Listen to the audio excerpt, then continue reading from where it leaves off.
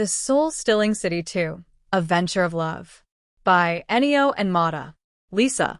In the middle of nowhere, here we are again. Against every rule of the book, it seems like we never learn from the past, for people like us are never enough. Dennis. Even though we said so many times, we will never do it again, we will never do it again. Yet here we are. Lisa. In the heart of the dense rainforest, far below the canopy where darkness reigns, lies a place where few dare to venture. Here, amidst the tangled vines and shadowy undergrowth, we search for a glimmer of hope that seems forever elusive. The air is frigid, and an oppressive gloom blankets the forest. Even the sky appears dim and lifeless. The moon, usually a beacon of light, hides behind thick clouds, casting an eerie pall over the landscape. Where do we go from here? Dennis. Which road should we choose? The one that leads to the City of Bones, where not many have lived to come back from, or the Soul-Stealing City, where many have ventured, but only a few managed to escape.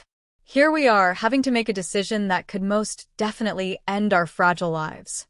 We look into each other's eyes and try to find the courage in our hearts, so we can make up our minds and choose.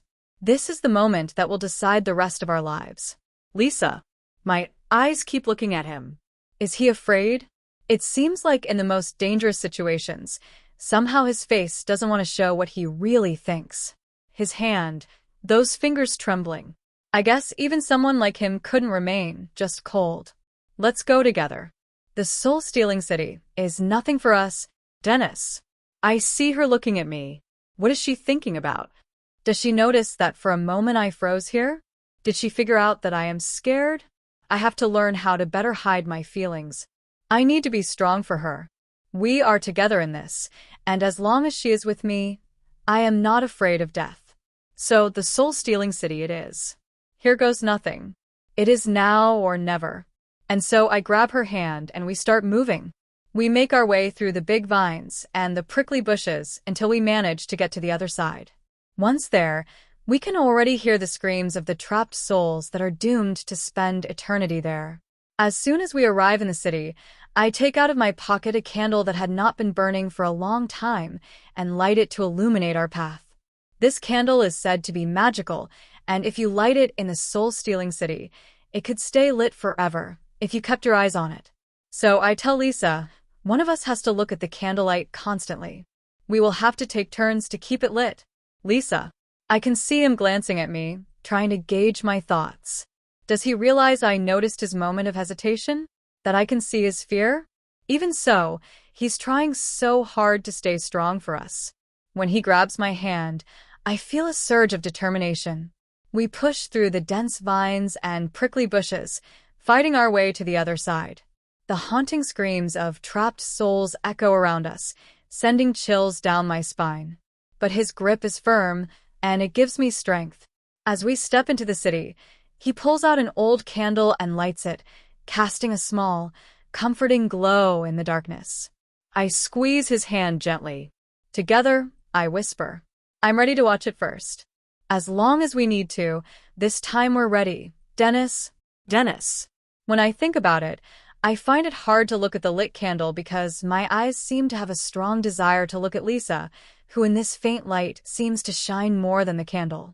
Her beautiful hair, her eyes that make my heart beat faster, yet wish to stop at the same time. And her voice, I would bet it could even order time to stop and it would listen. And so our journey into the Soul-Stealing City begins. We wander the streets covered in a dense darkness, while she looks first at the lighted candle to keep it lit and guide our way. I try to guide us, looking together for the way out of that gloomy place. Lisa. As we move forward, I can feel his gaze on me more than on the candle. In this faint light, he looks at me as if I'm the one lighting our way. His eyes seem to speak volumes, filled with admiration and something deeper that makes my heart race. He thinks I don't notice, but I see the way his expression softens when he looks at me. His words, though unspoken, resonate in the silence. Dennis, I whisper, my voice trembling slightly. We're in this together. Your strength gives me courage, and as long as we have each other, we can face anything. That was all I could say to avoid scaring him even more. But as slowly as time seems to pass, I can feel something is coming. I'm never wrong about these feelings. I wish we could find a place for this night to pass, at least. Dennis. While we wander together on the dark streets, I see a newspaper sitting on the road, and I tend to bend down to pick it up. But Lisa grabs my hand and scolds me. She tells me that as long as we are in this together, we can face anything. That reminds me how lucky I am to not be alone in this place. Unlike that guy Elijah who became a prisoner in the city thanks to such a newspaper, which is meant to distract you. This is one of the city's attempts to capture your soul. I could say how she just saved my life and soul. But as they say, in all that's bad, there is something good. This reminds me of the story of Elijah and how I once saw a map drawn by him marking where the house he stayed in for the night was located. So I tell Lisa, "Hey, I think I can find a shelter for the night. We'll try to leave this place when the morning comes." Lisa. I looked at him as he squeezed my hand gently. His voice was calm but firm, and it gave me courage.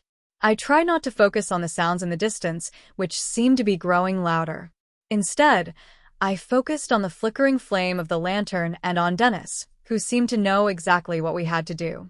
"Okay," I said, trying to keep my fear at bay. "We'll find the key. But we have to be quick and careful. Do you have any idea where it might be hidden?" I felt each step we took becoming heavier. The house loomed in the distance, a dark silhouette that seemed to be waiting for us.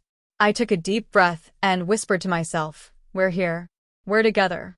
We'll make it." Dennis. Each step we took brought us closer to the house, but at the same time, the growls of the beast that seemed to be hunting us through the city streets became louder, a sign that it was drawing near. And so, here we were, standing in front of the house. This was the moment we had been waiting for. I told Lisa, "Try looking for the key under the eaves of the window, and I'll search under these stones in the garden." We began to search together, when from a distance, we heard a man's voice shouting, "Open the door and get inside. The beast is coming." Lisa found the key and tried to unlock the door, her hands trembling. "Lisa."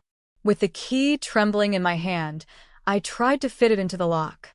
The stranger's voice in the distance grew louder, and the beast seemed to be getting closer. I told myself I had to succeed, not just for myself, but for Dennis and for that man who was shouting in despair. "Focus, Lisa," I whispered to myself as I tried to control my fear. Dennis was beside me, watching intently, ready to help if needed. I could feel the tension in the air, and the beast's roar was now almost upon us. In a moment of clarity, the key turned, and the door creaked open. "Come on, quickly," I shouted to Dennis, reaching out for his hand. At the same time, I turned to look at the man who was running towards us, and a huge, menacing shadow loomed over him. "Dennis." As soon as Lisa opened the door, she stepped inside, followed by me and the man the beast was chasing. As soon as we were all inside, Lisa quickly closed the door before the beast could follow us. The man said, "That was close. I didn't think I would survive, and I didn't think I would find any other living people in this cursed town. Thank you, though. I don't know who you are or what you're doing here, but I'm grateful for your help." We spent the night in that house while the beast prowled around outside for a while before leaving. During that time, we learned that the man was a poet who traveled the world in search of true love, and his journey had brought him to this soul-stealing town. Lisa. Sitting on an old sofa, I looked around the house that was giving us shelter. The pale light of the candle cast dancing shadows on the walls, and the atmosphere was oppressive, although we felt safe for the moment. The beast seemed to have left, but the echo of its roars still rang in my ears. The man, the poet, told us about his journey in search of true love. I listened, fascinated, but I couldn't help but think about our own journey and what had brought us here. His words seemed to reveal more than just a personal story. They were like fragments of an unspoken poem, each phrase carrying the weight of a lifetime. "True love is worth any sacrifice," he said, and his eyes seemed to look beyond the walls of this house. I looked at Dennis, trying to figure out what he was thinking.